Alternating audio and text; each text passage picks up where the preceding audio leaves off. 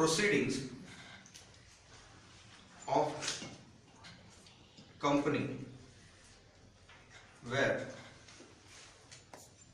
complied। तो यहां पे जो प्रोसीडिंग कंपनी को इंटरनली करनी थी वो सारी प्रोसीडिंग कंपनी ने प्रॉपरली कॉम्प्लाई की है, ये सोच के चलेगा, ये मान लेगा कि भाई मुझे इंटरनल मैटर में कोई भी दिक्कत नहीं है, मेरे पास ऑथोराइज पर्सन के सिग्नेचर के साथ, कंपनी के सील के साथ, कंपनी के लेटर पेड पे मेरे पास जो कॉन्ट्रैक्ट आया है वो कॉन्ट्रैक्ट प्रॉपर है, दैट्स इट। इंटरनली क्या हुआ, क्या डेफिशिएंसी है, इसके साथ उसका कोई लेना देना नहीं, कोई वास्ता नहीं है, राइट। दिल दरिया बाकी सब समंदर, ये इसका प्रॉब्लम है।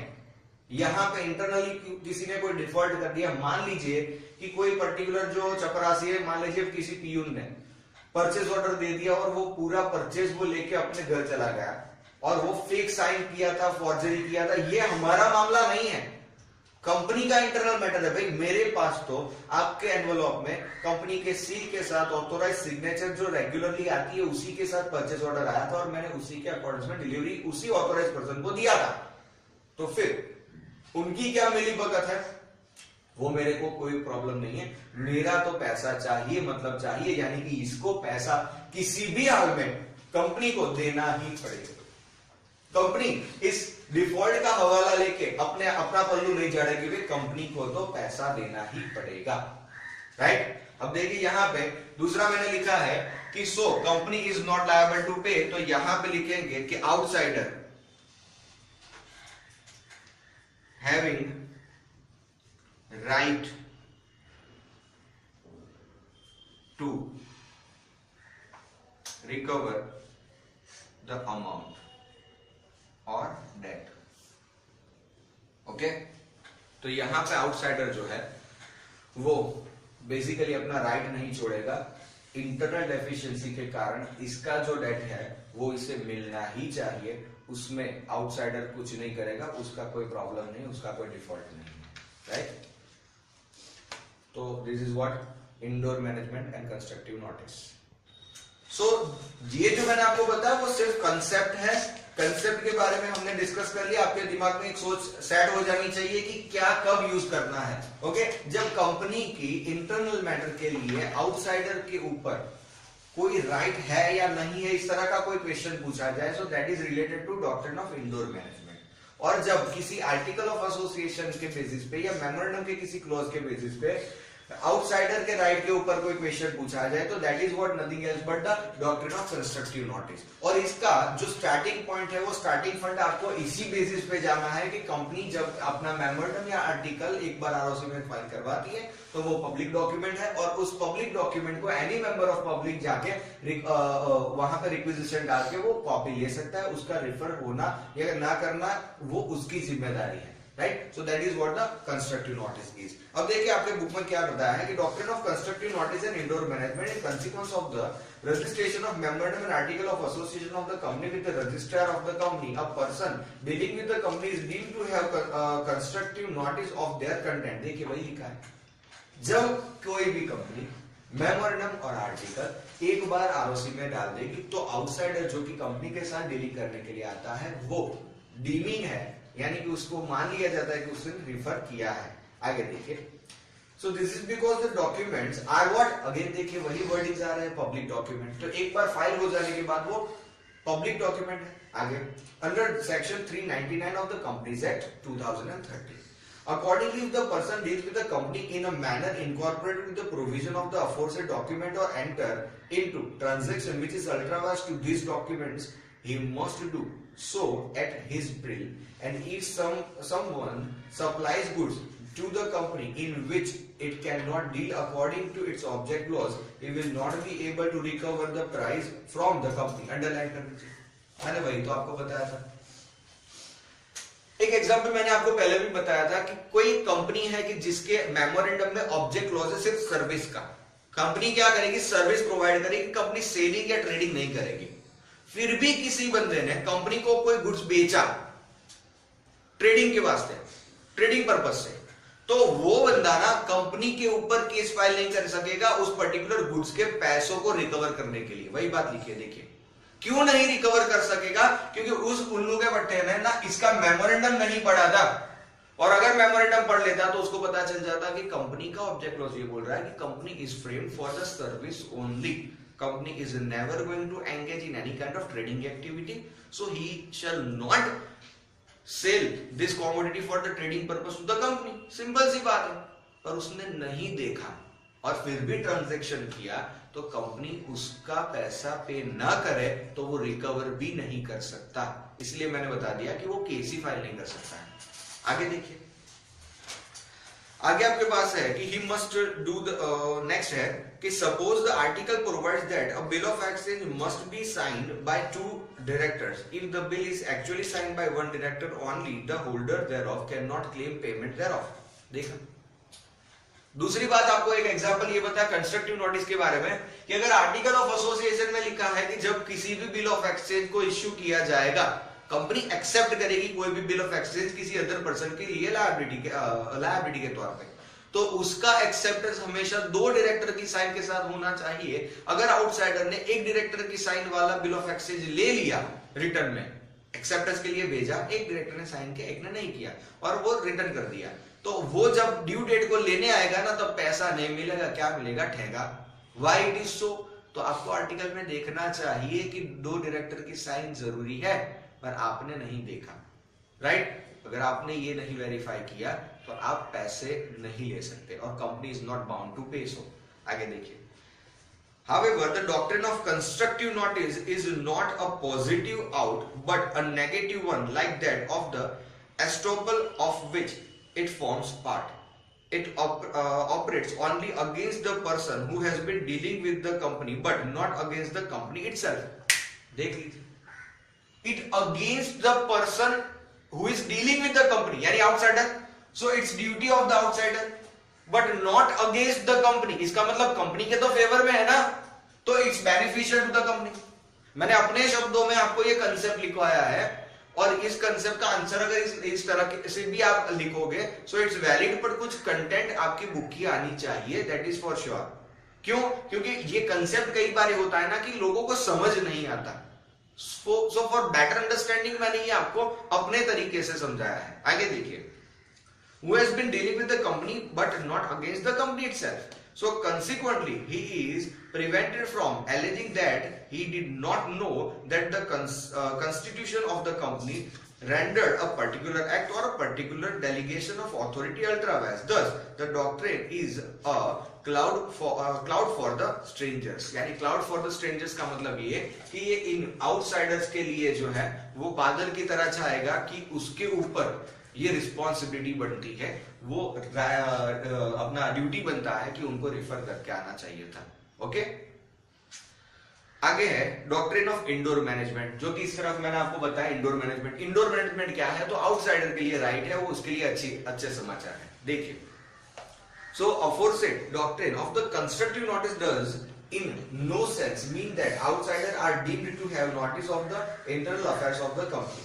For instance, if an act is authorized by article or memorandum, an outsider is entitled to assume underline outsider is entitled to assume that all the detailed formalities for doing that act have been observed. यानी कि company की internal जो procedure है वो assume करेगा कि वो properly comply की गई है, वहां कहीं पे भी इंटरनल प्रोसेस में डेफिशिएंसी नहीं है और वो वेरीफाई करने के लिए भी हकदार नहीं है और रिस्पॉन्सिबल भी नहीं है। आउटसाइडर ये सोच के चलेगा कि कंपनी ने अपनी पूरी इंटरनल प्रोसीजर प्रॉपर कॉम्प्लाई की है। फिर उसे पूछना है ये जो साइन है ना भैया ये डायरेक्टर का है क्या? पूछने की जरूरत नहीं है, आपको डायरेक्टर के नाम के नीचे साइन मिला है तो वो डायरेक्टर का ही है, आप बैंक नहीं चला रहे हो, ठीक है। आगे देखिए, आगे बताया है कि for example the directors of RBB limited give a bond to the article the article empowered the directors to issue such bond under the authority of the proper resolution. देखिए, यही केस मैंने अभी बताया नवंबर 16 में पूछा गया था। किसी कंपनी ने किसी आउटसाइडर को बॉन्ड दे दिया और पैसे ले लिए, 5 लाख रुपए के बॉन्ड देके पैसे ले लिए, कंपनी के पास पैसे आ गए। वहां पे उसके आर्टिकल में ये लिखा था कि जब भी बॉन्ड इश्यू करना चाहे कंपनी कर सकती है, बट उसके लिए उसे प्रॉपर रिजोल्यूशन पास करना होगा। उस रिजोल्यूशन को एक्सेप्ट करने के बाद ही कंपनी ये कर सकेगी। पर यहां पे क्या हुआ देखिए, in fact no such resolution was passed. उस डायरेक्टर ने कोई रिजोल्यूशन ही पास नहीं करवाया था, उसने डायरेक्टली ये डिसीजन ले लिया, सोल डिसीजन था इनका, या 2-4 डायरेक्टर ने मिलकर ये घपला कर दिया। आगे देखिए, notwithstanding that it was held that T could sue on bonds on the ground that he was entitled to assume that the resolution have been duly passed। तो यहां पे T का पैसा रिकवर होगा या नहीं? Obviously T could recover that amount from the company because T तो यही मान के चलेगा कि मुझे बॉन्ड दिए हैं, मतलब कंपनी का सील है, उसके ऑथोराइज पर्सन के सिग्नेचर है, उस पे पूरा कंटेंट लिखा हुआ है, बॉन्ड कहीं भी किसी भी एंगल से इनवैलिड नहीं है या डिफेक्टिव नहीं है। तो बॉन्ड के पैसे टी को मिलेंगे ही मिलेंगे, और वो तो एक ही चीज बताएगा कि I am not responsible to verify your internal procedure, क्योंकि इंटरनल प्रोसीजर तो आपके लिए बनती है, वो मेरे लिए थोड़ी ना बनती है, राइट। आगे देखिए, so this is the doctrine of what? Indoor management, and popularly known as the Tricont rule, which is the only limitation to the doctrine of constructive notice discussed above। यानी कि यहाँ पे ये दोनों लिमिटेशन का मतलब क्या बोला इन्होंने, कि अगर कंपनी यहाँ पे ये साबित करेगी कि भैया तूने क्या नहीं किया था, आर्टिकल नहीं पढ़ा था, मेमोरेंडम नहीं पढ़ा था, तो पैसे नहीं मिलेंगे। अगर कंपनी ये साबित करती है तो ये इंडोर मैनेजमेंट कोलैप्स हो जाएगा। और अगर आउटसाइडर ये प्रूव करेगा कि I had referred all the points और all the clauses of memorandum and article and my agreement with the company is never defective in terms of article और memorandum of your company, तो constructive notice 0 हो जाएगा और इसे पैसा देने की लायबिलिटी बनेगी, कंपनी की लायबिलिटी बनेगी। तो ये दोनों एक दूसरे के लिए ना अपोजिट है, राइट। ये कंपनी के लिए बेनिफिशियल है तो ये आउटसाइडर के लिए बेनिफिशियल है। यहां पे आउटसाइडर को राइट है या लॉस होएगा, तो यहां पे कंपनी को लॉस होने के चांसेस है। Okay, so this is what the doctrine of indoor management and constructive notice. Now we are going towards the exceptions. Exceptions of what? Doctrine of indoor management. यहां पे क्या था, फिर से याद कर लेते हैं कि this is what the right of outsider, तो वो मुस्कुरा रहा है, देख लीजिए। और ये लायबिलिटी बनती है इंटरनल मैनेजमेंट के लिए, इंटरनल कंपनी के लिए, तो उन्हें तो पे करना ही होगा। बट किन केसेस में ये पर्टिकुलर सिचुएशन रिवर्स हो जाएगी, यानी कि इसका जो राइट है ना वो राइट लैप्स हो जाएगा, आउटसाइडर को एक फूटी कौड़ी भी नहीं मिलेगी, बट इसमें कंपनी को कुछ प्रूव करना होगा। तो ऐसे 3 केसेस है जिसमें एक्सेप्शन फाइल किया गया है और उस एक्सेप्शन के बेसिस पे आउटसाइडर का जो राइट है इंडोर मैनेजमेंट में वो राइट कोलैप्स हो जाएगा या फिर लैप्स हो जाएगा। देखिए कैसे।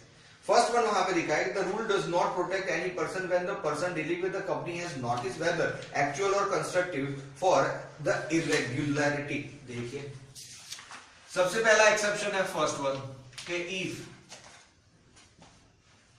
outsider is aware about any default, कोई भी तरह का डिफॉल्ट या कोई भी तरह की इरेगुलरिटी जो हुई है उसके बारे में ये आउटसाइडर था ना, ये जानता था, और फिर भी उसने इस एग्रीमेंट को या इस पर्टिकुलर कॉन्ट्रैक्ट को कंटिन्यू रखा। क्यों? उसे तो यही सोचना था, उसकी सोच भी यही थी कि मैं तो इंडोर मैनेजमेंट से बच जाऊंगा, पैसे तो मुझे मिलने वाले हैं। पर अगर कंपनी ये प्रूव कर देगी कि ये जो डिफॉल्ट हुआ था ना कंपनी में भाई, इसके बारे में इसको पता था, सो इट्स बेटर कि ये कॉन्ट्रैक्ट में वो एंटर ही ना करता, ये एग्रीमेंट ही ना करता, क्योंकि उसे तो पता था कि यहाँ पे इरेगुलरिटी थी। जैसे कि एक एग्जांपल आपके मॉड्यूल में है कि मान लेते हैं आर्टिकल ऑफ एसोसिएशन में लिखा है, आर्टिकल ऑफ एसोसिएशन में लिखा है कि कंपनी का कोई भी प्रॉमिसरी नोट हो, उस प्रॉमिसरी नोट या बिल ऑफ एक्सचेंज को एक्सेप्ट करने में 2 डायरेक्टर की सिग्नेचर चाहिए, दैट्स कूल। यहां पे इसने कंपनी के साथ जो डीलिंग किया उसमें इसने एक बिल ऑफ एक्सचेंज इश्यू किया, एक्सेप्टेंस के लिए कंपनी में भेज दिया। कंपनी में डायरेक्टर्स थे, जो डायरेक्टर्स मान लेते हैं mister A and mister B, इन दोनों को अथॉरिटी है, but at that time Mr. B was out of India, so he is not able to sign, but ये Mr. A जो है इसने साइन अपना भी कर दिया और B का भी कर दिया।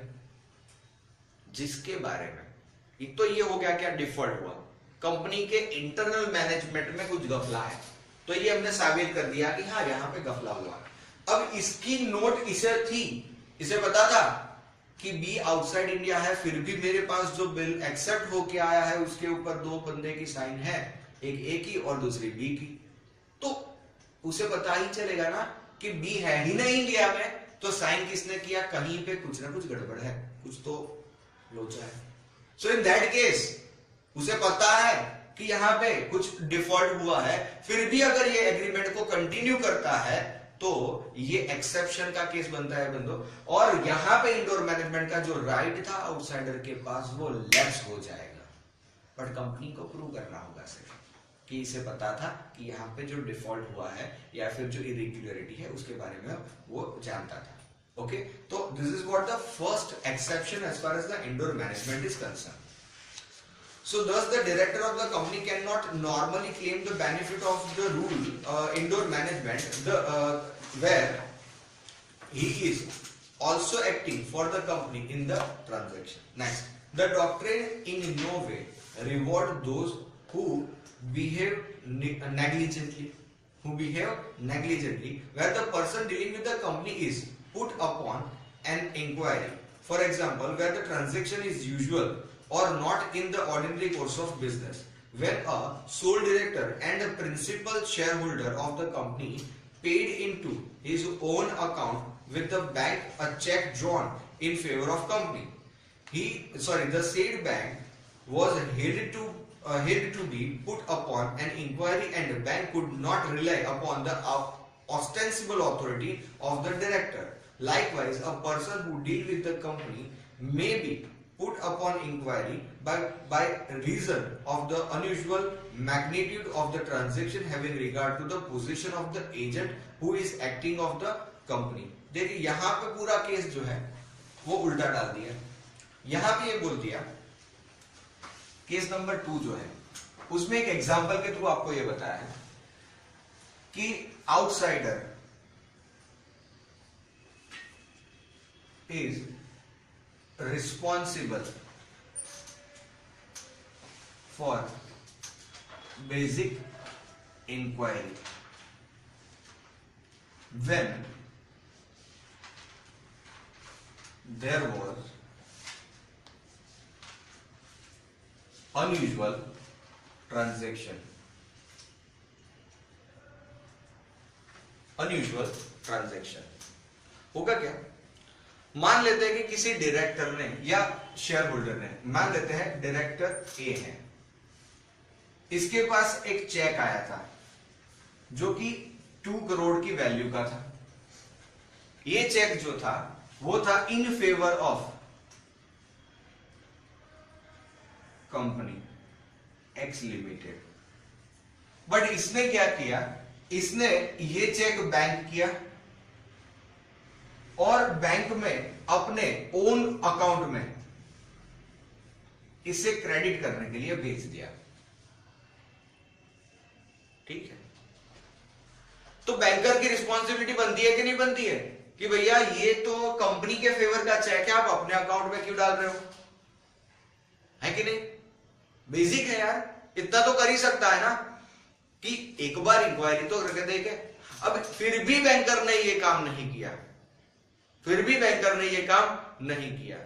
दूसरी बात कि मान लीजिए किसी कंपनी के डायरेक्टर के खाते में अनयूजुअल मैग्नीट्यूड से ट्रांजैक्शन हो रहे हैं, यानी कि रूटीन जो अकाउंट के ट्रांजैक्शन थे उससे हटके कुछ ज्यादा ही ट्रांजैक्शन हो रहे हैं, तो वहां पे बैंकर डाउट कर सकता है ना, और वहां पे भी बैंकर एक बेसिक इंक्वायरी तो कर सकता है इंटरनल मैनेजमेंट के साथ कि भैया कुछ है क्या, गड़बड़ है, कुछ देख लीजिए इस अकाउंट के अंदर ये जो डायरेक्टर साहब है वो कुछ ज्यादा ही ट्रांजैक्शन डाल रहे हैं, पहले इतना ट्रांजैक्शन इतने करोड़ों का नहीं होता था बट अब होता है, अगर कंपनी के अकॉर्डेंस में जा रहा है तो देन इट्स वैलिड।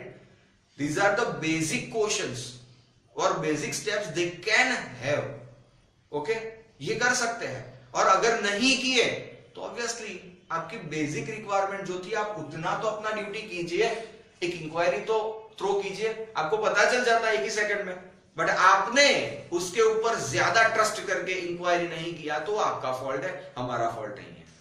राइट। तो ये थर्ड एक्सेप्शन कुछ इस तरह से, सेकंड एक्सेप्शन कुछ इस तरह से। अब हम जाते हैं थर्ड एक्सेप्शन के और when an instrument purporting to be executed on behalf of the company is forgery, the doctrine of indoor management applies only to the irregularities which might otherwise affect the transaction, but it cannot apply to the frauds which must be regarded as nullity। यानी कि यहां पे देखिए forgery, अब forgery का मतलब क्या है, तो फॉर्जरी इन विच outsider actively involved, आउटसाइडर ने जानबूझ के, यहां पे अवेयरनेस की बात थी, उसे पता था इरेगुलरिटी के बारे में, वो खुद उसमें इंडल्ज या इन्वॉल्व नहीं था, बट अगर किसी तरह की एक्टिविटी में कंपनी के ऊपर लायबिलिटी आए, ऐसा कोई काम आउटसाइडर जानबूझ के कर रहा है, तो वहां पे ये इंडोर मैनेजमेंट का राइट उसे नहीं मिलेगा, राइट। उसने ही कंपनी के किसी डायरेक्टर को फोड़ के बोल दिया कि भाई देख, मुझे पता है तेरा एक साथी आउटसाइड इंडिया है, तू एक काम कर, मेरे को बिल का एक्सेप्टेंस दे दे और जो पैसे आएंगे उसमें से हम आधा आधा बांट लेंगे। तो इरेगुलरिटी तो होनी है, बट वो अवेयर नहीं, उसमें खुद इन्वॉल्व हो चुका है। सो वहां पे उसकी जो रिस्पॉन्सिबिलिटी है, ये रिस्पॉन्सिबिलिटी ज्यादा हो जाती है, उसका राइट जो है वो राइट भी कैंसल ऑफ होगा, right. So this is what the situation in which the doctrine of indoor management is not in favour of outsider. ये जो राइट है, ये राइट पूरा लैप्स हो जाता है इंडोर मैनेजमेंट का आउटसाइडर के लिए। Okay, so here we are going to conclude the doctrine of indoor management and its exceptions. Yeah, so next point is related with the conversion of company already registered, existing company, registered company, इनका conversion। तो आपका topic देखिए section number 18 के regards पे, a company may convert itself some other class of company by altering its memorandum and article of association following is the law with respect to the conversion of company already registered। Section 18 हम पढ़ने जा रहे हैं, जिसमें बताया है कि existing company जो है, जो कि ऑलरेडी रजिस्टर्ड हो चुकी है, उस एग्जिस्टिंग कंपनी को कन्वर्ट करना है किसी अदर क्लास ऑफ कंपनी में, यानी कि पब्लिक है तो प्राइवेट में जाना है, राइट, गवर्नमेंट है तो पब्लिक में जाना है, या फिर प्राइवेट है तो पब्लिक में जाना है, एक्सेट्रा। तो इसके लिए आपको सेक्शन 18 के कुछ रूल्स रेगुलेशंस नीचे बताए, वो आपको कॉम्प्लाई करना है। First one, by alteration of memorandum, तो a company of any class registered under this act may convert itself as the company of other class under this act by altering of the memorandum and article of the company in accordance with the provision of this chapter। तो simple सी बात है friend, सबसे पहले conversion of registered company, तो पहली बात यही होगी कि alteration of memorandum of association and article of association करना ही पड़ेगा। अगर मान लेते हैं, देखिए मैं एग्जांपल के तौर पे बताता हूं, एक्स लिमिटेड, ये क्या है, लिमिटेड लिखा है, मतलब पब्लिक कंपनी है। पब्लिक कंपनी के केसेस में इसके जो सब्सक्राइबर्स ऑफ मेमोरेंडम है, मेमोरेंडम ऑफ एसोसिएशन है, वो 7 होने चाहिए, और होंगे ही, तभी तो वो रजिस्टर्ड पब्लिक लिमिटेड कंपनी है, ठीक है। अब इसके साथ साथ उसके आर्टिकल ऑफ एसोसिएशन में एक और चीज होगी, क्या होगी, वो लिखा होगा कि invitation to public for subscription of their security, ये कर सकते हैं। ये जो क्लॉज है वो प्राइवेट लिमिटेड के केसेस में कवर अप नहीं करना है, तो क्या करना पड़ेगा, कंपनी को अपने आर्टिकल में से ये जो क्लॉज है वो डिलीट करवाना पड़ेगा, और नया आर्टिकल प्रिपेयर करके कंपनी को आरओसी में फाइल करना होगा, तभी वो कन्वर्ट कर सकती है। तो वैसे ही अगर रिवर्स केस में देखा जाए कि कोई प्राइवेट लिमिटेड है, तो उसके आर्टिकल में इसके ऊपर बैन है, प्रोहिबिशन है, वो प्रोहिबिशन हटाना पड़ेगा। तो ये बेसिक चीज है। नेक्स्ट देखते हैं, file an application to register. तो application to register where Such conversion of the company is required to be done. The company shall file an application to the registrar, who shall after satisfy himself that the provision applicable for the registration of the company have been complied with and close the former registration of the company. तो यहाँ पे second point क्या जाएगा आपका कि request और application to ROC. Okay, next point है point number 3. तो पॉइंट नंबर 3 है इश्यू सर्टिफिकेट ऑफ इनकॉर्पोरेशन. जब भी देखिए मैंने आपको बताया था कि जब भी कोई भी मेमोरेंडम या आर्टिकल यानी कि महत्वपूर्ण चीजों के अंदर कोई भी बदलाव आएगा तब आपको हर बार नया आर्टिकल ऑफ इनकॉर्पोरेशन सर्टिफिकेट मिलेगा. ये चीजें हमने आगे भी देखी थी. कहां पे देखी थी फ्रेंड? जो मैं आपको रिवाइज करवा देता हूं. एक था आपका पॉइंट था चेंज ऑफ नेम, ये हमने जब देखा, राइट. दूसरा पॉइंट हमने देखा था कि चेंज ऑफ रजिस्टर ऑफिस, ये आप हमने देखा था, राइट. तो ये दोनों चीजों के साथ और कोई भी ऐसा कंटेंट है कि जिससे हमारा क्या इनकॉर्पोरेशन चेंज होता है, तो यही है कन्वर्जन अगर आप करते हो, राइट. तो कन्वर्जन मैं तीसरा पॉइंट लिख ही देता हूं जो कि हमारा कंटिन्यू है. तो conversion of company, in cases में आपको नया यानी कि फ्रेश इनकॉर्पोरेशन सर्टिफिकेट इश्यू किया जाएगा जो कि कंक्लूसिव एविडेंस है कि आपने सभी रूल्स रेगुलेशंस को कंप्लाई करने के बाद ही आपको ये इनकॉर्पोरेशन सर्टिफिकेट मिला था. इसका मतलब ये कि आरओसी आफ्टरवर्ड्स आपके पास कोई डेफिशिएंसी का क्लेम नहीं करेगी कि आपने ये चीज नहीं की तो आपका रजिस्ट्रेशन कैंसिल, आपने वो डॉक्यूमेंट फाइल नहीं करवाया था तो आपका रजिस्ट्रेशन कैंसिल. कंपनी आरओसी ये नहीं कर सकती क्योंकि इनके ऊपर रिस्पॉन्सिबिलिटी है कि after being 100% satisfied they can issue और they have to issue the incorporation certificate. आगे देखिए. सो आफ्टर रजिस्ट्रेशन और registering the required document issue certificate of incorporation in the same manner as its first registration. तो issue of incorporation certificate. Point number 4 में आपको ये बताया कि no effect on the debt liability etcetera incurred before conversion. देखिए अब ये क्या है, तो नो इफेक्ट ऑन डेट और liability which are accepted before conversion. Conversion करने से पहले आपका बैलेंस शीट का जो पोजीशन था उस पोजीशन में कोई चेंज नहीं आएगा, वो वही रहेगा. देखिए कि the registration of the company under this act this section shall not affect any debt, any liability, any obligation or contract incurred or rendered into by or on behalf of the company before conversion, and such debts, liability, obligation, contract may be, underline कर दीजिए, may be enforced in a manner as if such registration had not been done. तो वो enforceable भी रहेंगे. So they are enforceable after conversion. Okay, तो उनका enforceability का criteria कुछ चेंज नहीं होगा, वो जैसे एनफोर्सेबल थे वैसे ही लीगली एनफोर्सेबल रहेंगे, right. So this is the smallest point of conversion of the company as per the section number 18. Okay, thank you.